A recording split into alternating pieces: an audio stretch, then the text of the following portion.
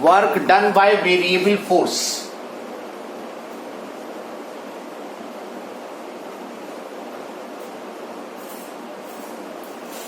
The force which is applied on the body, that is not constant, that is continuously changing.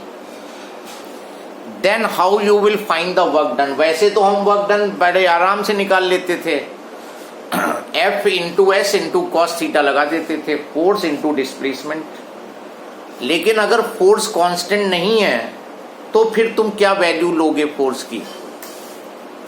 Now अगर force और displacement constant नहीं है तो पहली चीज जो ग्राफ प्लॉट करोगे फोर्स और डिस्प्लेसमेंट के बीच में, that will B that can be in this way, it can be in this way. कोई भी पॉसिबिलिटी है. वो जो अभी कांस्टेंट फोर्स वाला ग्राफ आया था उसको छोड़ दो, बाकी के अलावा सब ग्राफ होंगे इसी के. ये सब वेरिएबल फोर्स के लिए ग्राफ हैं.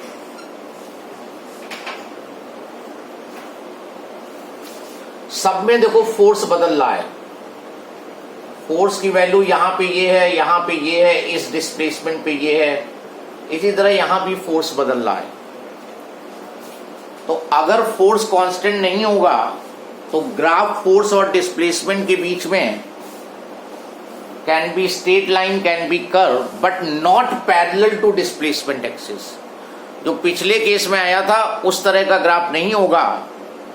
उसके अलावा जितने भी ग्राफ बना सकते हो वो सब बन सकते हैं. लेकिन area enclose will again give you the work done. ये जो इसका एरिया निकालोगे that area will give you the work done. यहां पे इसका एरिया निकाल दो. ये ग्राफ और डिस्प्लेसमेंट एक्सिस के बीच का area.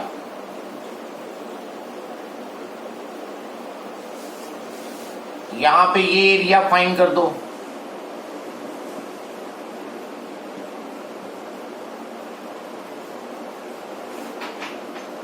So area enclose by the graph and the displacement axis will give you the work done. जैसे यहां पे ये मार्किंग दे रखी होती तो यहां पे ट्राइंगल का एरिया निकालते, half into base into height. यहां पे ट्राइंगल का एरिया निकालते half into base into height. यहां पे ट्रेपीजियम का एरिया निकलेगा. यहां पे ये जो फिगर आ रही है इसका एरिया निकलेगा. तो सिंपल सा रूल रहेगा, ग्राफ और डिस्प्लेसमेंट एक्सिस के बीच का जो एरिया होगा that will be giving you the work done. Am I audible to you? Yes, okay. Now अब इसके मैथमेटिकल पार्ट में आते हैं जो कि हम कुछ डेरिवेशंस में यूज करेंगे, नॉट एवरीवेयर. बेसिकली हम क्या करेंगे, on this graph we will take 2 points which are very very close to each other. जितना तुम इनको क्लोज मान लो ए बी को, उतना क्लोज है ये. On this graph you take 2 points A and B which are very very close to each other. इसी तरह फिर ये पॉइंट मान लो, फिर ये मान लो, फिर ये मान लो. ये सब बहुत क्लोज हैं. जब ए एंड बी बहुत क्लोज होंगे तो यहां पे फोर्स की वैल्यू और यहां पे फोर्स की वैल्यू को कांस्टेंट मान सकते हो. और इस स्ट्रिप का एरिया फाइंड कर लो. और ये जो स्मॉल डिस्प्लेसमेंट है इसको dx ले लेते हैं. dx is the small displacement, ds कर देते हैं. ds is small displacement. और इस स्मॉल डिस्प्लेसमेंट के लिए फोर्स को हम कांस्टेंट मानेंगे because A and B are very very close to each other. जितना तुम एज्यूम कर पाओ क्लोज, उससे ज्यादा क्लोज हैं ये. और इस स्ट्रिप का एरिया तुम्हें वर्क डन दे देगा. फिर इसी तरह इस स्ट्रिप का एरिया निकालोगे, फिर इसका निकालोगे, सारे निकाल के उनको ऐड करोगे. That will be done in single step, वो सब एक सिंगल स्टेप में होगा, सारा एरिया का addition. That W will be equal to, तुम पहले यहां पे वर्क डन निकाल दो, A से B का work done, F dot ds, क्योंकि फोर्स को हम कांस्टेंट मान रहे हैं A और B पे, तो यहां से यहां तक का जो वर्क हुआ F डॉट ds, और अगर सेम डायरेक्शन में है तो F इंटू ds ले लोगे, डॉट लगाने की भी जरूरत नहीं है। ये तो इसका आया, फिर इसका, फिर इसका, फिर इसका, फिर ये सब ऐड करोगे, वो एक सिंगल स्टेप में इंटीग्रेशन से हो जाता है।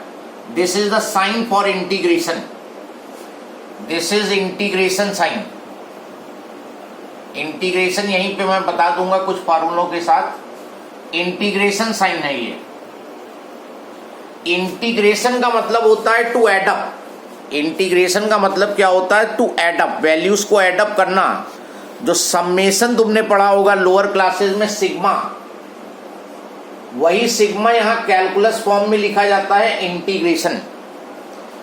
अब इंटीग्रेट करना कहां से कहां तक है, तुम्हें ऐड कहां से कहां तक करना है। जैसे मान ले ये ग्राफ केवल यहीं तक था, ये S1 ले लो डिस्प्लेसमेंट, और ये S2 ले लो, अदरवाइज जीरो लेते यहां पर, जीरो से यहां तक की वैल्यू। तो जहां से जहां तक है S1 से S2, ये लोअर लिमिट कहलाएगी इंटीग्रेशन की, और ये S2 जो है ये अपर लिमिट कहलाएगा। तो जब तुम इसको इंटीग्रेट कर दिए तो यहां से लेके यहां तक सारे एरिया का सम आ गया, and that is the work done. तो जब भी तुम्हें इंटीग्रेशन लगाना होगा, फोर्स कांस्टेंट नहीं होगा, तो F डॉट ds को इंटीग्रेट कर दो एक लिमिट से दूसरी लिमिट तक, you will be getting the work done. Few derivations will be based on this topic.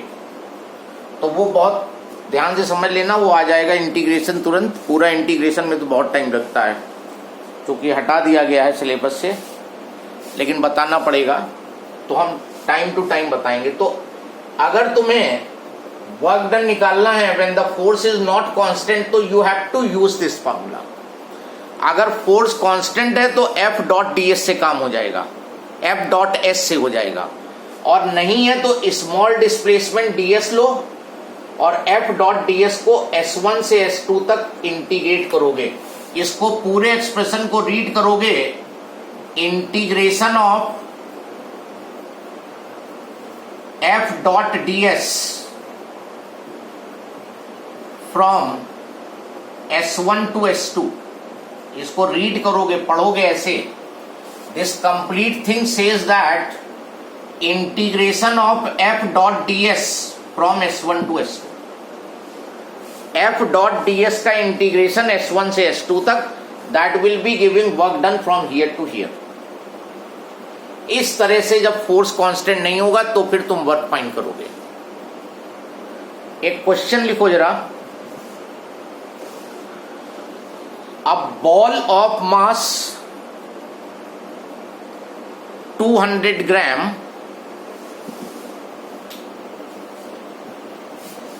a ball of mass 200 gram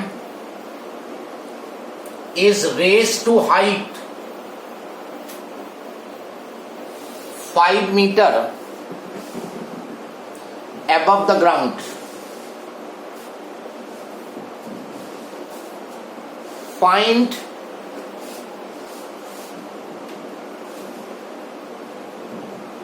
first part work done by force applied, and second part work done, first part work done by force applied, and second part work done by gravitational force. Now this is the ball, mass of the ball is 100 gram, 200 gram sorry, और इसको 5 metre की height तक race कराना है।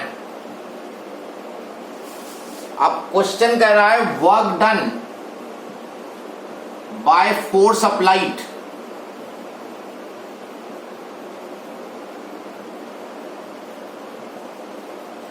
जी value 10 metre पर second square ले लो। तो वर्क डन का basic formula F S cos theta.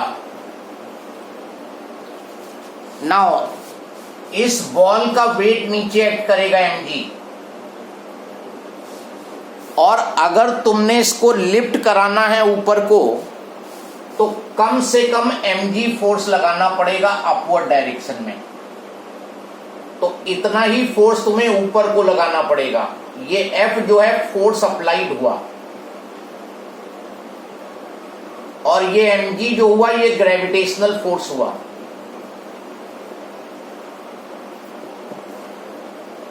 जो तुम फोर्स लगाओगे बॉल को लिफ्ट करने के लिए वो उसके वेट के बराबर अप्लाई करोगे। इस पेन को अगर तुम्हें रेस करना है तो जितना इसका वेट है उतना फोर्स लगा दो, ये कांस्टेंट स्पीड से ऊपर उड़ जाएगा। तो फोर्स अप्लाइड ऊपर को है, तो फोर्स कितना अप्लाई करोगे mg के बराबर अपवर्ड में। डिस्प्लेसमेंट भी ऊपर की ओर है h, और फोर्स भी ऊपर डिस्प्लेसमेंट भी ऊपर cos 0।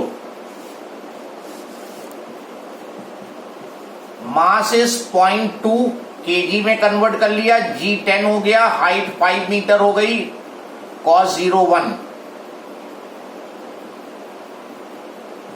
10 जूल हो गया।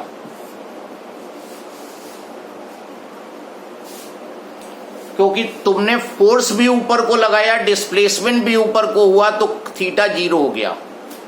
अब सेकंड पार्ट में work done by gravitational force, फिर से वही formula F S cos theta. Gravitational force mg है जो डाउनवर्ड लग रहा है, और डिस्प्लेसमेंट ऊपर है तो इंटू एच, और दोनों अपोजिट हैं तो cos 180 लोगे। देखो ग्रेविटेशनल फोर्स बॉडी पे नीचे लग रहा है और उठा तुम ऊपर रहे हो, तो इस बार फोर्स और डिस्प्लेसमेंट एक दूसरे के अपोजिट हैं। तो ये हो जाएगा 0.2 इंटू जी 10, हाइट हो गई 5 और cos 180 -1, तो -10 जूल आ गया। तो क्वेश्चन सेम है,